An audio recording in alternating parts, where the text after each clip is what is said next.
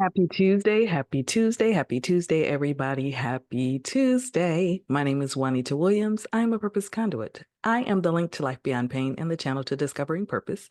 And this is today's Tuesday Truths. Okay, you all, I have been led to read Bible stories, so that's what I'm going to do. And then I'll give you a little commentary, and then we will be done. Excuse me. So today we'll be talking about Saul, King Saul, when Saul was anointed king, and then some other things transpired. So let me just get into it. So I'll be reading a lot of scripture. It's Bible stories. Saul has a quite a story, but I'll be starting in chapter 8, and then I will end in chapter 15. No, I won't be reading full chapters. I'll just be reading some scriptures from the chapters. So let's dig in. So today's topic is obedience is better than sacrifice. So let's dig into Saul. So, first of all, Israel requests the king, and Samuel was the prophet at that time. So, I'm going to be reading from my Wayfinding Bible again. If you don't remember what it looks like, here's my Wayfinding Bible. It's an amazing Bible. It's an amazing Bible. I would encourage you to get one, especially if you want to do a deep study. So, again, we're going to be talking about obedience is better than sacrifice, and we're going to start in chapter 8. As Samuel grew old, he appointed his sons to be judges over Israel. Joel and Abijah, his eldest sons, held court in Beersheba, but they were not like their father, for they were greedy for money. They accepted bribes and perverted justice. Finally, all the elders of Israel met at Ramah to discuss the matter with Samuel. Look, they told him, you are now old, and your sons are not like you. Give us a king to judge us like all the other nations have. Samuel was displeased with their request, and he went to the Lord for guidance. Do everything they say to you, the Lord replied, for they are rejecting me, not you. They don't want me to be their king any longer. Ever since I brought them from Egypt, they have abandoned me and followed other gods. And now they're giving you the same treatment. Do as they ask, but solemnly warn them about the way a king will reign over them. So that was 1 Samuel chapter 8, verses 1 through 9. Again, Saul was the prophet at the time, and Israel wanted a king like other nations. They were basically saying, we want to be like everybody else. We don't want to be unique. So Samuel asked God for guidance, and God did give a warning. He said they were rejecting him, not Samuel. So we're going to skip to 1 Samuel, the 9th chapter. We're going to talk about the king that God appointed. 1 Samuel 9, 1 and 2 says this, and I'm reading from the New Living Translation. There was a wealthy, influential man named Kish from the tribe of Benjamin. He was the son of Abiel, son of Zeror, son of Bechorath, son of Aphiah, of the tribe of Benjamin. And I don't know if I said those names right, but I tried. His son Saul was the most handsome man in Israel, head and shoulders taller than anyone else in the land. One of Kish's donkeys wandered off. So this is to speed up the story. So he told Saul to go look for the donkey. Saul took one of his servants with him. They couldn't find the donkey. So the servant suggested that they go see the man of God, which was Samuel. Now, remember, Saul was from the smallest tribe, or I didn't mention it yet, but Saul was from the smallest tribe of the 12 tribes of Israel, and that was the tribe of Benjamin. The word just said that Saul was the most handsome man in Israel. He was head and shoulders taller than anyone else in the land. His beauty was in his appearance and stature. So, how many times do we look at the outer man without taking into consideration the inner man? Saul was timid, afraid, and not confident. And you'll see this demonstrated later as I continue to share the story of part of the story of Saul and him being disobedient. But God still chose Saul to be king, even though, there were some things about him that, he probably didn't like. And that will be demonstrated later in the chapter too. But God saw God saw Saul's inner man. God saw who he created Saul to be. So Saul was chosen to be king. So I'm getting ahead of myself. But anyway, let's keep going. So Saul meets Samuel, or Samuel meets Saul. This is 1 Samuel chapter 9, verses 15 and 16. Now the Lord had told Samuel the previous day, about this time tomorrow, I will send you a man from the land of Benjamin. Anoint him to be leader of my people, Israel. He will rescue them from the Philistines, for I have looked down on my people in mercy and have heard their cry. Now we're going to skip to chapter 10. Saul anointed king. 1 Samuel 10 and 1 says this. Then Samuel took a flask of oil and poured it over Saul's head. He kissed Saul and said, I'm doing this because the Lord has appointed you to be the ruler over Israel, his special possession. So Saul was given some instructions by Samuel and he followed them to a T. He was obedient. And I'm mentioning that because later on you'll see where he wasn't so obedient. 1 Samuel, the 10th chapter. Let me see. Yep, verses 5 through 8 says this. When you arrive at Gibeah of God, where the garrison of the Philistine is located, you will meet a band of prophets coming down from the place of worship. They will be playing a harp, a tambourine, a flute, and a lyre, and they will be prophesying. At that time, the Spirit of the Lord will come upon you powerfully, and you will prophesy with them. You will be changed into a different person. After these signs take place, do what must be done, for God is with you. Then go down to Gilgal ahead of me. I will join you there to sacrifice burnt offerings and peace offerings. You must wait for 7 days until I arrive and give you further instructions. Saul followed his instructions to a T. So Samuel's signs are fulfilled. Saul prophesied just as Samuel said he would.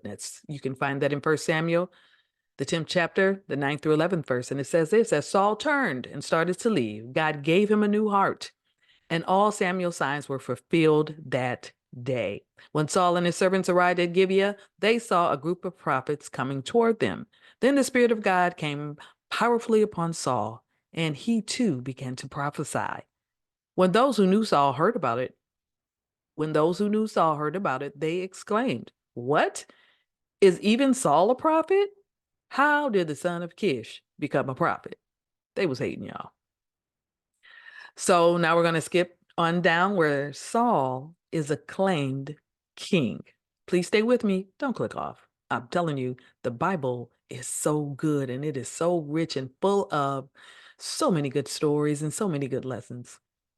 Remember, it's better to obey than sacrifice. That is the topic. Obedience is better than sacrifice. So let's keep reading. Saul is acclaimed king. 1 Samuel, the 10th chapter, 17 verse and through the 19th verse. Later, Samuel called all the people of Israel to meet before the Lord at Mizpah, and he said, this is what the Lord, the God of Israel, has declared. I bought you from Egypt and rescued you from the Egyptians and from all the nations that were oppressing you.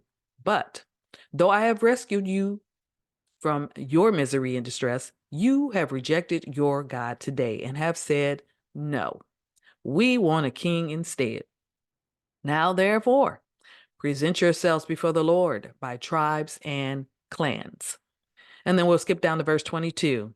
So they asked the Lord, where is he? Where's the king that you're appointing? And the Lord replied, he is hiding among the baggage. Samuel hid. Excuse me, not Samuel. Saul hid. Are you hiding from who God called you to be? Think about it. Saul was 30 years old when he was acclaimed king and he reigned for 42 years. So even if you think you're too old, age does not matter. When it's your time, God will exalt you. Remember, Moses was 80 years old when God called him to lead the children of Israel out of Egypt. He was 80. So it's never too late to be used by God. So don't even let Satan put that little stupid seed in your head, because it is never too late. You're never too old, and you're not too young. We can talk about Jeremiah another time. So anyway, just obey the call of God. Just obey it. Let's talk about Saul's disobedience now. And I'll be reading from 1 Samuel, the 13th chapter, verses 8 through 9, 13 and 14, and then I'll skip down to the 15th chapter and I'll read verse 13 and then 17 through 19. Please stick with me. We're almost done. So meanwhile, Saul stayed at Gilgal, and his men were trembling with fear. Saul waited there 7 days for Samuel, as Samuel had instructed him earlier, but Samuel still didn't come. Saul realized that his troops were rapidly slipping away, so he demanded, "Bring me the burnt offering and the peace offerings." And Saul sacrificed the burnt offering himself. We're going to skip down to verse 13 now. It says, "How foolish," Samuel exclaimed. "You have not kept the command of the Lord your God. The Lord your God gave you. Had you kept it, the Lord would have established your kingdom over Israel forever. But now your kingdom must end, for the Lord has sought out a man after his own heart. The Lord has already appointed him to be the leader of his people, because you have not kept the Lord's command." Uh-oh. Dun, dun, dun. Okay, now we're going to skip down to chapter 15 of 1 Samuel, and we're going to read verse 13 and then verse 17 through 19. When Samuel finally found him, Saul greeted him cheerfully.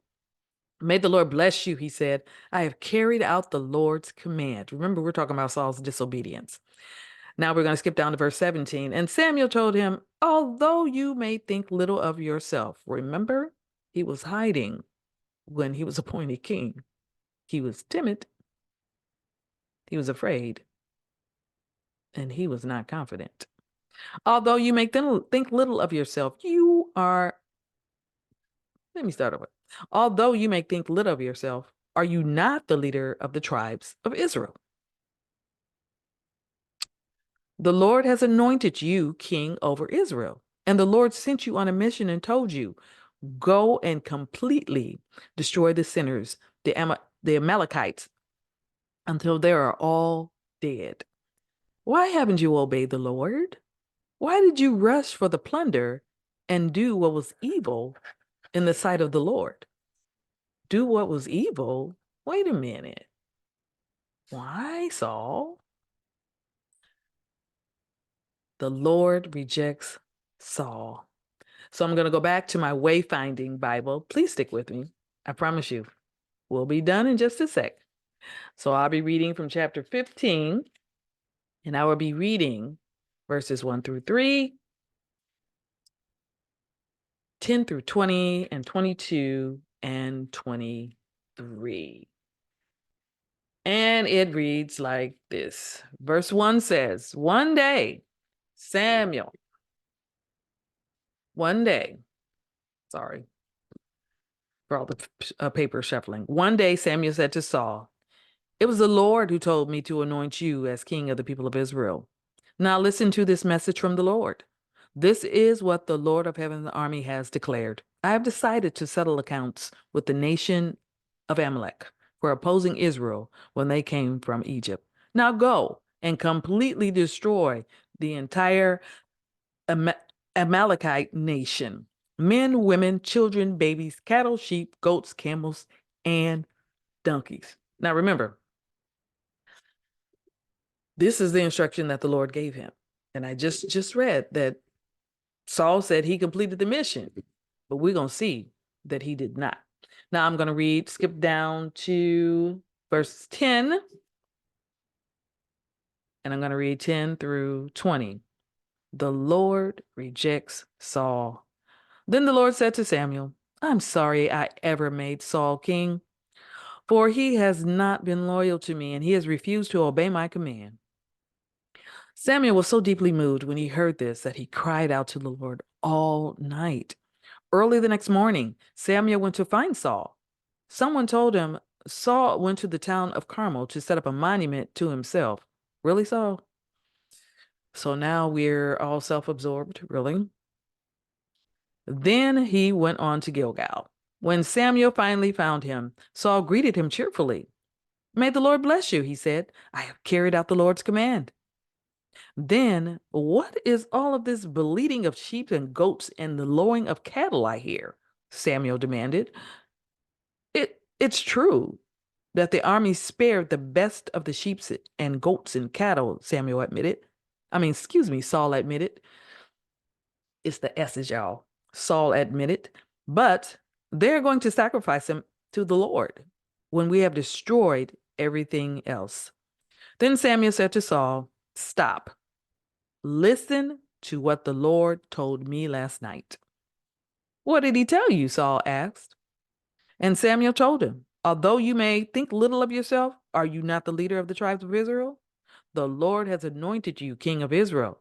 And the Lord sent you on a mission and told you, Go and completely destroy the sinners of the Amalekites until they are all dead. Why haven't you obeyed the Lord? Why did you rush for the plunder and do what was evil in the sight of the Lord? But I did obey the Lord, Saul insisted. It's the S's, y'all. But I did obey the Lord, Saul insisted. I carried out the mission he gave me. I bought back King Agag. Now, I don't think that was in the instructions. Now, you can go back and read for yourself. God said, destroy everybody, every living thing, man, woman, boy, cattle, everything. And that included the king. But Saul decided to bring King Agag back. And he further says, But I destroyed everyone else. Then my troops brought in the best of the sheep, goat, cattle, and plunder to sacrifice to the Lord your God in Gilgal. But Samuel replied, What is more pleasing to the Lord, your burnt offerings and sacrifices, or your obedience to his voice? Listen, obedience is better than sacrifice, and submission is better than offering fat of rams.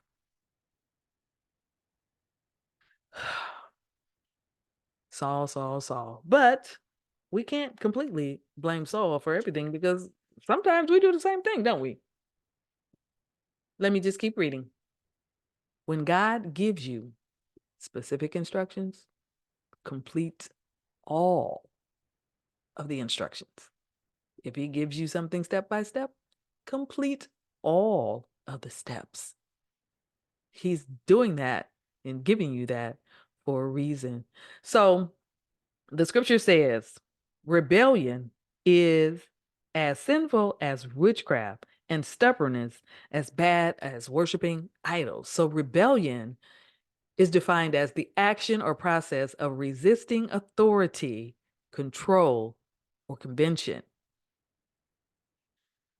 Witchcraft, the practice of magic, especially for evil purposes, the use of spells. So, what the word say? Rebellion is as sinful as witchcraft. So, if you're being disobedient, essentially you're rebelling against God.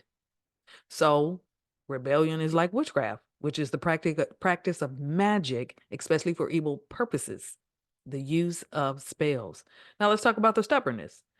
Stubbornness is dogged determination not to change one's attitude or position on something. And what does the scripture say about that? And stubbornness is as bad as worshiping idols. Worshiping something other than God. I don't care what it is. If you're worshiping it, it's an idol because it's not God. Let's keep going. Almost done. 1 Samuel 15 and 24 says this. Then Saul admitted to Samuel, Yes, I have sinned. I have disobeyed your instructions and the Lord's command, for I was afraid of the people and did what they demanded. But wait a minute. Didn't God say that he was the leader of the people of Israel? God chose him specifically. He anointed him king. Yet he was afraid of the people? Hmm. So because he was afraid of the people, he didn't follow all of the instructions that God gave him? Hmm. What are we talking about? Obedience. It's better than sacrifice. So will you obey God or man? Last scriptures of the day. Because of Saul's disobedience, God tore the kingdom from him. And you can find that in 1 Samuel, the 15th chapter, verses 27 through 29. And I'm reading from the New Living Translation. Excuse me, I'm getting tongue-tied. And it goes like this: As Samuel turned to go, Saul tried to hold him back and tore the hem of his robe. And Samuel said to him, The Lord has torn the kingdom of Israel from you today and has given it to someone else, one who is better than you. And he, who is the glory of Israel, will not lie, nor will he change his mind, for he is not human that he should change his mind. And he is referring to God.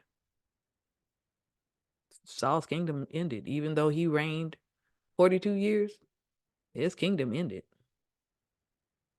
He was no longer the king. God had already appointed somebody else because of his disobedience. So, will you obey God or will you obey man? Saul sacrificed his whole kingdom because he disobeyed God. So, today's topic is obedience is better than sacrifice. And that's always. Learn to be obedient to God. His word is true. Follow it. It's a perfect guide for life. God gives you some instructions. Complete all of the steps because obedience is better than sacrifice.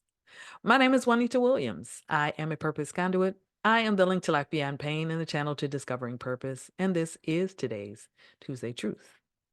And I will see you all next week, God willing. Bye-bye now.